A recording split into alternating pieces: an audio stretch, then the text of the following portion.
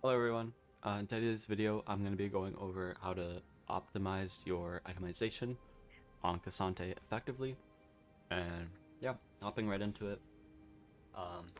We pretty much always want to have Gauntlet first into an AD matchup, followed by Jacques to get to your power spike mid game. Cassante has a very powerful mid game. Once you have Jacques uh, with these two items alone, you are pretty much looking at an almost capped out um, Q passive, since Jacques offers 100 magic damage, or 100 resistances once it's stacked up. You can see my Q is already at 195 out of 250. Gauntlet provides lots of utility, helps you enable the rest of your kit, since you can just dash at someone. Let's say I just E that, and then so now they're slowed. It's a lot easier to hit my Q3 or angle them into a wall and then get an angle with my R in some shape or form. Gauntlet basically provides a lot of strong utility. It is recommended almost every single game. Followed by your third item, you'll pretty much want to go Canic or Force of Nature, or to deal with AP threats on the enemy team. Basically, how to choose between either or is, does the enemy team have bursty AP like Evelyn or Vigar?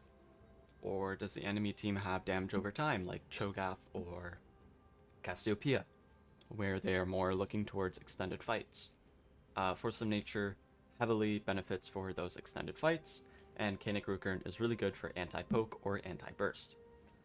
Once you have these three items, you now enter mid to late stage itemization.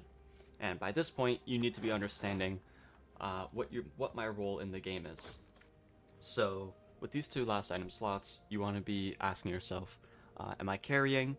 Am I a stable pick? Or am I in a stable spot? Or am I on the back foot?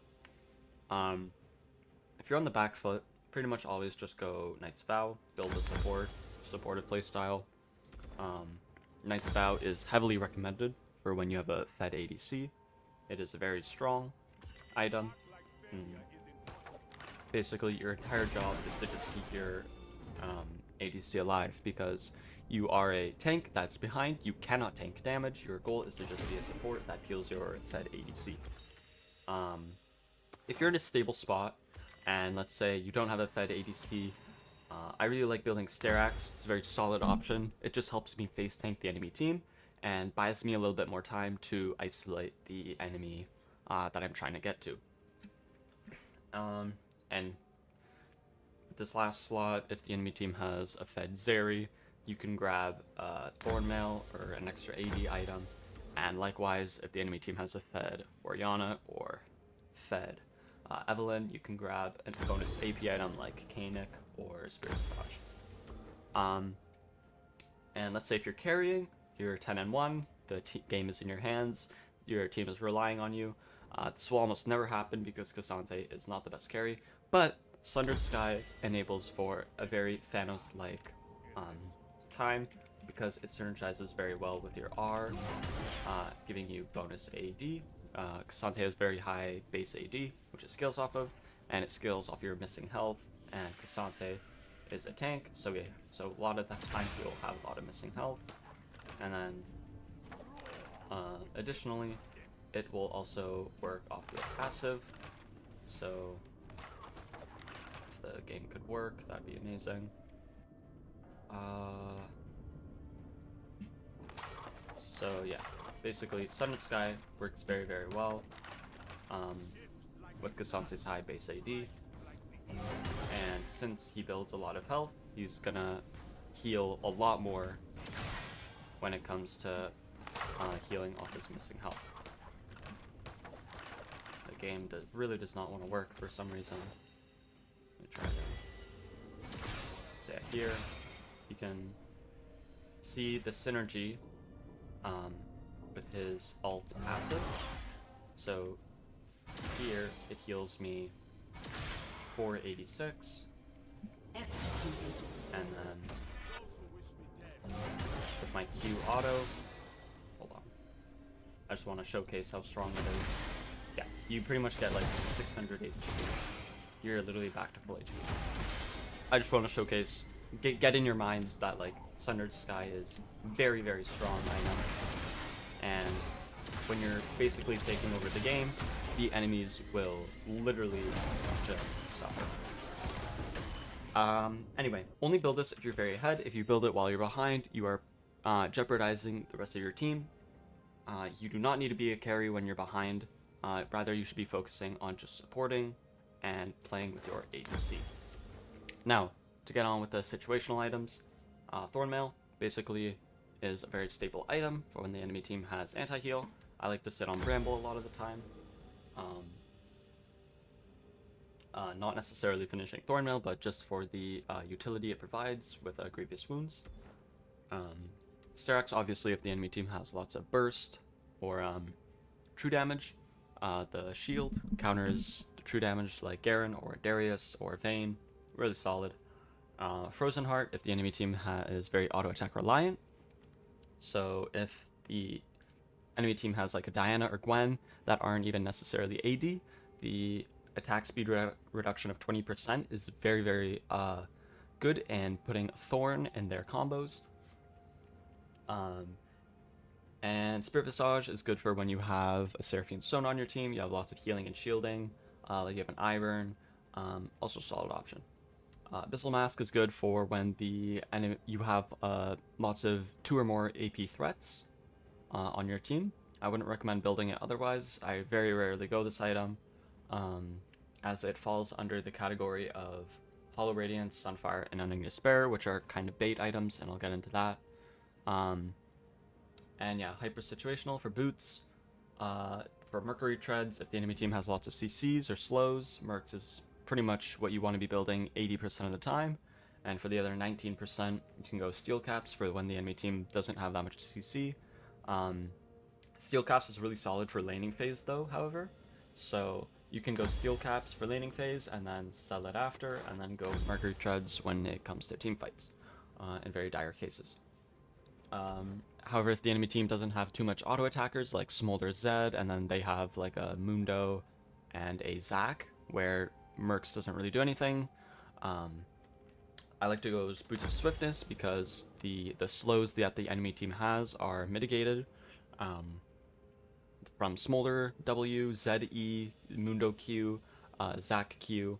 Cassante having more movement speed also just makes it a lot nicer to line up your combos with Gauntlet.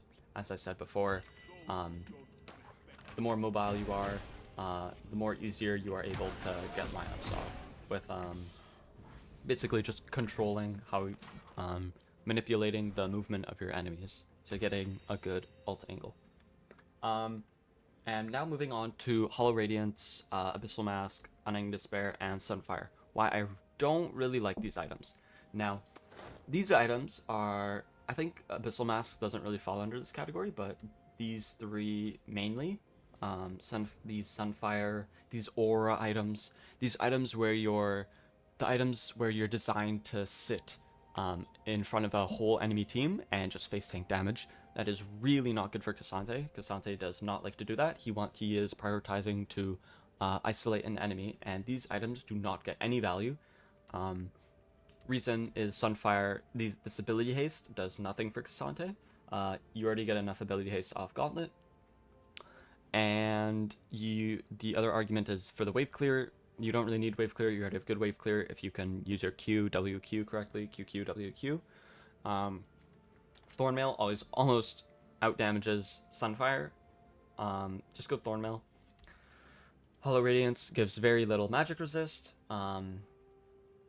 So you scale very heavily with resistances, so building an item with 40 magic resist is very, very bad, actually. And Unending Despair is also, I put it under Hyper Situational, just because it is a decent item if the enemy team does have 3 or more melee champions or a melee dominated composition. If you build it into a range dominated composition, then you will find you will struggle finding value in this item heavily. Reason is because you can see with Sunfire, the damage, and Unending Despair, the damage scales with health. And Cassante doesn't actually get any innate health from his kit, unlike other tanks like Sion, Cho'Gath, or Ornn, where they all just get health for free from their kits. So building tank items that scale with health are very beneficial for them. However, Cassante is different.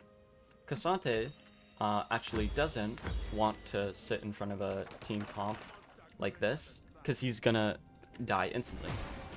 Not instantly, but this isn't what Cassante is designed to do. He's not designed to face tank the enemy team for him. For his team.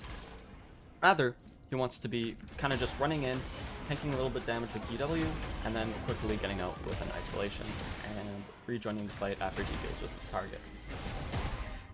So, when you are Sion, Cho'Gath, or Ornn, these two items are very good because your main goal is to just face tank damage for your team. However, for Cassante, that is not the case. Cassante cannot really face tank damage. He does not want to sit in front of the enemy team. Rather, he wants to prioritize isolating and keeping his distance and spacing. And I think I covered everything. If you have any questions, let me know in the comments below. I'll be reading all the comments, so just let me know if you have any other questions, any other builds. And yeah, thank you for watching.